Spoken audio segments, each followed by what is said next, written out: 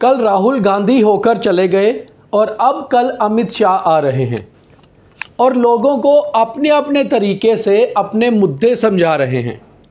मगर कहीं ना कहीं सवाल अभी भी यही अटका हुआ है कि आखिर कांग्रेस और बीजेपी की जो बाकी सूची बची हुई है उम्मीदवारों की, वो रिलीज़ क्यों नहीं हो रही। और बीजेपी नेता और कांग्रेस के नेता का सवाल अपनी हाईकमांड से यही है कि आखिर कब तक उन्हें इंतज़ार करना पड़ेगा कि उनकी सूची जारी हो और फिर वो जनता में जाएं और कैंपेन शुरू करें, क्योंकि ये जम्मू कश्मीर विधानसभा का चुनाव है और मुद्दे यहाँ स्थानीय हैं। मुद्दों के साथ साथ चेहरे भी बहुत अहम हैं।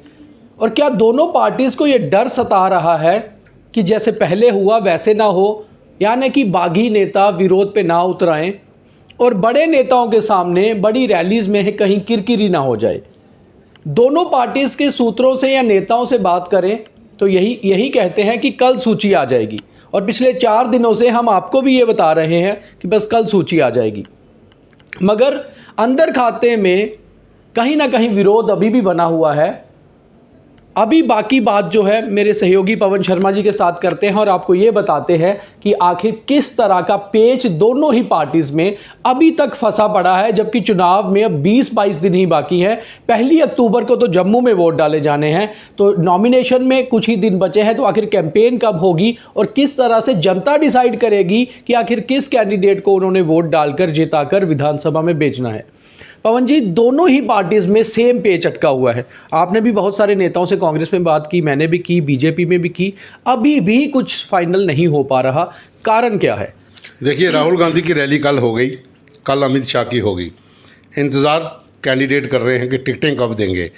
जगह जगह पे जितने कैंडिडेट हैं, जो उनके अपोजिट कैंडिडेट हैं, अगर कहीं भाजपा का उम्मीदवार आ गया है, जैसे शांब में भाजपा का उम्मीदवार आ गया है, अखनूर में भाजपा का उम्मीदवार आ गया है, लेकिन कांग्रेस का अभी तक कोई नहीं। कांग्रेस के जम्मू जिले के सभी उम्मीदवार बाकी हैं और भाजपा के सिर्फ 3-4 जगह पे है। मढ़ पे है, बिश्नाह में है, कठुआ में है, बाहू में है और साथ में उधमपुर ईस्ट में है। तो 5 जगह जहाँ भी क्यास बना हुआ है, और कांग्रेस का तो हर जगह पर है। और लोग इंतज़ार कर रहे हैं, भाई हमारे मुद्दों को उठाने के लिए हमारा लीडर आप कौन दोगे, कौन सा उम्मीदवार दोगे। जब आप उम्मीदवार ही ढंग का नहीं दोगे तो हम क्या डिसाइड करेंगे, और आपके पास समय कितना बचा है। मुझे लग रहा है कि एक दूसरे का इंतज़ार किया जा रहा है और उसके बाद निर्णय लेने की बात आएगी। लेकिन मुझे यहाँ तक लग रहा था, आज एक सोर्स से बात हुई थी कि आज शाम तक कांग्रेस और बीजेपी की अनाउंसमेंट हो जाएगी, मगर कल पे टल गया वो भी। अब मुझे लग रहा है कि अमित शाह कल आ रहे हैं, तो शायद कल भी ना हो, उनके जम्मू कश्मीर के दौरे के बाद ही टिकटें अनाउंस हो, क्योंकि विरोध तो हर जगह पे हो रहा है, तो इन 5 में भी होगा। अगर विरोध हुआ तो कहीं ये बात वहाँ तक ना पहुँच जाए। और दूसरा, कांग्रेस के भीतर ये है कि विरोध पहले ही शुरू हो गया है। अब बीजेपुर सीट को देख लीजिए, इन्होंने कहा कि हम कांग्रेस एनसी को दे चुके हैं। एनसी में वहाँ पर 2 बड़े नेता हैं। एक तो डॉक्टर महेशी हैं, जो एनसी के साथ बड़ी देर से चल रहे हैं, वो सुरजीत सिंह सलाथिया के साथ है। दूसरा, नई ज्वाइनिंग हुई है राजेश पड़गोत्रा, जो पहले आप पार्टी में थे, उससे पहले वो पैंथर पार्टी में थे। अब टिकट जो लग रहा है कि शायद महेशी को ना मिलके पड़गोत्रा को मिल जाए। तो कांग्रेस के अंदर भी विरोध है। कांग्रेस के 2 उम्मीदवार वहाँ पर थे, डॉक्टर महेंद्र भारद्वाज और चौधरी जगदीप, जो कि एक युवा हैं, पत्रकार हैं, वो वहाँ पर हैं। तो विरोध कांग्रेस का भी हर जगह। आप खौड़ का देख लीजिए, खौड़ में आपने राजीव शर्मा को टिकट दे दी, भारतीय जनता पार्टी के लोगों ने विरोध किया कि हम इनको एक्सेप्ट नहीं करते। अब ताराचंद माना जा रहा है खौड़ में जा रहे हैं, ऐसी अटकलें हैं कि खौड़ में ताराचंद जाएंगे। अगर खौड़ में ताराचंद जाते हैं तो सतीश शर्मा कहाँ जाएगा? देखिए, पार्टी के अंदर ही विरोध हो रहा है। कांग्रेस में अभी तक अटका हुआ है कि farmer deputy chief minister Tarachand अटके हुए हैं कि मैं ये सीट लूंगा ही लूंगा, जबकि वो सीट अब ओपन हो चुकी है और वहां 2-3 साल से लगातार सतीश काम कर रहे हैं। बिल्कुल, देखिए, ओपन होने के बाद एक उम्मीद जगी थी, जो जनरल कैटेगरी के उम्मीदवार होते हैं, कि भाई इतने सालों से हम लोग रिजर्व कैटेगरी में थे, अब ओपन हुई है तो हमें मौका मिलेगा। अब वो ओपन होने के बाद भी आप अगर वही कैंडिडेट वहाँ पर दोगे तो विरोध होगा। अखनूर में रिजर्व हुई है, आप अखनूर में ट्राई कर सकते हैं, अखनूर आपके पास पड़ा हुआ है। लेकिन कहानी ये है कि अब मोह है अपने लोगों का, अपनी जाति के वोटरों का, वो हर किसी को होता है। हर किसी के पास ये प्लस पॉइंट होता है कि अगर मैं ब्राह्मण हूँ तो बिश्नाह में अगर ब्राह्मणों का वोट 40,000 है तो मेरा हक बनता है मैं बिश्नाह से अपनी कम्युनिटी के साथ इलेक्शन लड़ूँ। लेकिन ये भी डिपेंड करता है कि पार्टी को ये भी देखना है कि मैं ब्राह्मण हूँ तो मेरे साथ भी जो दूसरी कम्युनिटी का व्यक्ति है वो मेरे से पुराना कांग्रेस के साथ काम कर रहा है, और मैं 2 बार अगर जीत चुका हूँ तो अब मौका तीसरे को मिलना चाहिए।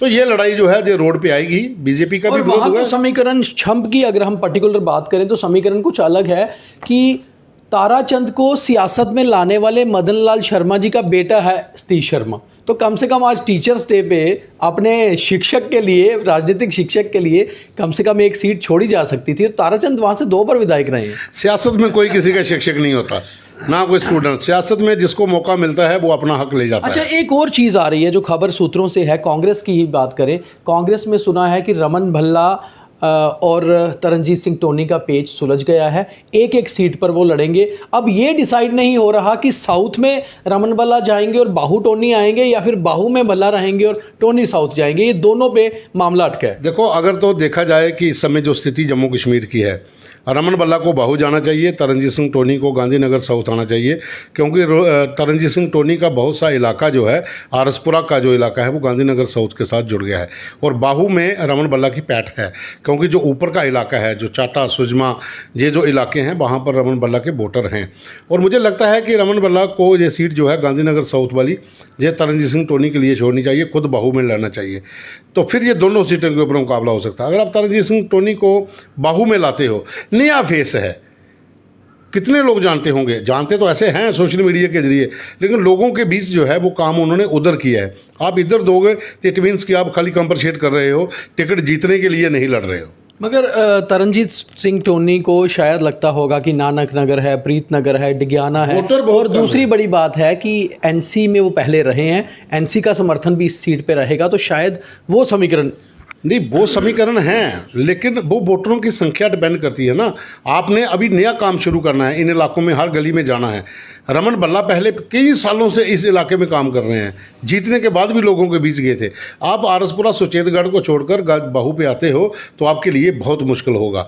डिसीजन कांग्रेस का ये होना चाहिए, रमन भल्ला साउथ में लड़े, तरनजीत सिंह टोनी गांधीनगर। इसके विपरीत बीजेपी में भी बाहू का पेच लगातार अटका हुआ है। जो पिछले कुछ दिनों में हमने भी खबर चलाई थी कि कविंदर गुप्ता का नाम ऑलमोस्ट फाइनल है। कविंदर गुप्ता जी ने मुझसे फ़ोन पे भी बात करते हुए कहा था कि मेरा नाम फाइनल हो गया है, मगर अभी तक पार्टी से जो और चीज़ें आई हैं कि वापस वो नाम होल्ड पे रख दिया गया है, और कुछ और नए नाम हैं जिसमें एक आधा बिल्कुल नया नाम है, क्योंकि जो पार्टी के सर्वे में ये चाहिए कि नया कैंडिडेट दिया जाए, तो ऐसे में कुछ 1-2 नाम और आ गए हैं। देखो, हमने खबर चलाई थी Arun Gupta, chamber of commerce के प्रधान, वो जहाँ पर दावेदार हैं। राजेश गुप्ता, विश्व हिंदू परिषद, वो जहाँ पर दावेदार हैं। एक नया नाम है असीम गुप्ता, वो नया नाम आया था इसमें, वो भी इस सीट के ऊपर दौड़। 1-2 और नाम भी अब बीच में आए हैं। हाँ, और भी 2-3 हो सकते हैं कि लेडी का भी नाम आया था, कविंदर गुप्ता हैं, और विक्रम रंधावा, जिन्होंने इस इलाके में काम किया है, उनका नाम भी उस लिस्ट में उस लास्ट वाले पे। एक बार दोबारा से पेज बीजेपी का अटक गया है, जहाँ पर इस सीट के ऊपर दोबारा से अटका हुआ है, और उधमपुर में भी अटका हुआ है। उधमपुर में आरएस पठानिया होगा, जहाँ पवन खजूरिया होगा, वहाँ भी अटका हुआ है। तो जहां आकर कल केंद्रीय गृह मंत्री अमित शाह ने मैनिफेस्टो रिलीज करना है बीजेपी का, अभी वही सीट फाइनल नहीं हो पा रही बीजेपी के लिए। और सबसे बड़ी बात यह है कि कांग्रेस और बीजेपी दोनों जगह जो पेच अटके हुए हैं, उसमें कारण यही आ रहा है कि पार्टी की हाई कमांड को वो स्थिति ज़मीनी नहीं बताई जा रही जो ज़मीनी स्थिति है। कांग्रेस के अंदर खाते विरोध यहाँ तक भी हो रहा है कि आपने जितनी सीट्स देनी चाहिए थी एनसी को, उससे ज़्यादा दे दी, तो क्यों हाई कमांड ने ऐसा किया। हमने एक खबर भी पहले चलाई थी कि जम्मू कश्मीर के कांग्रेस नेता संतुष्ट नहीं है अपनी हाई कमांड से कि आपने नेशनल कॉन्फ्रेंस को अपने हिस्से की सीट्स भी दे दी और फिर फ्रेंडली कॉन्टेस्ट भी जम्मू की सीट्स पे किया। यहाँ तक कि सुंदरबनी कालाकोट पर भी विरोध हुआ। कांग्रेस के नेताओं का कहना था कि हमारे बड़े नेताओं को नेशनल कॉन्फ्रेंस के सामने ये मत रखना चाहिए था कि जम्मू की सीट्स पर कांग्रेस डिसाइड करेगी कि नेशनल कॉन्फ्रेंस को कौन सी देनी है, जबकि नेशनल कॉन्फ्रेंस ने कश्मीर की सीट्स तो रखी, जम्मू में भी डिसाइड किया कि कौन सी सीट्स वो लेंगे और कौन सी नहीं लेंगे। तो कहीं ना कहीं कांग्रेस बैकफुट पे आई, और कांग्रेस के नेताओं का ही ये कहना है अंदर से कि कांग्रेस को अगर कहीं ना कहीं हार का सामना करना पड़ेगा कुछ सीटों पर, तो उसकी गलती, उसकी जिम्मेवारी कांग्रेस की ही होगी, क्योंकि हाई कमांड ने ज़मीनी स्थिति जाने बिना गलतियां की, और यही गलतियां अब कहीं बीजेपी ना कर दे, क्योंकि उनके हाई कमांड को भी ये बताना ज़रूरी है कि ज़मीनी स्थिति क्या है, कौन सा उम्मीदवार किस कॉन्स्टिट्यूएंसी में ज़्यादा पैठ रखता है, और ये समझना बहुत ज़रूरी है, क्योंकि राष्ट्रीय मुद्दे हों या राष्ट्रीय दावे हों, वो इस चुनावों में कॉन्स्टिट्यूएंसी वाइज डिफरेंट हो जाते हैं, क्योंकि अपने मुद्दे और अपना कैंडिडेट बहुत अहम होता है। तो दोनों ही पार्टियां कहीं ना कहीं एक कदम पीछे जा रही हैं टिकट्स अनाउंस करने में और लगातार देरी कर रही हैं, जबकि उनके बड़े नेता जम्मू कश्मीर में आकर कैंपेनिंग शुरू कर भी चुके हैं। तो बहुत सोचना होगा इन दोनों पार्टीज़ को। अगले 1-2 दिन बहुत अहम है दोनों ही पार्टीज़ के लिए, क्योंकि कैंपेन शुरू करके फिर चुनाव में जाना भी है। मेरी टीम को इजाज़त दीजिए। लगातार द न्यूज़ रूम 24 आवाज़ पर स्पेशल इलेक्शन के कार्यक्रम और बाकी कार्यक्रम देखते रहिए और लाइक, शेयर और फॉलो ज़रूर करिए। बहुत धन्यवाद।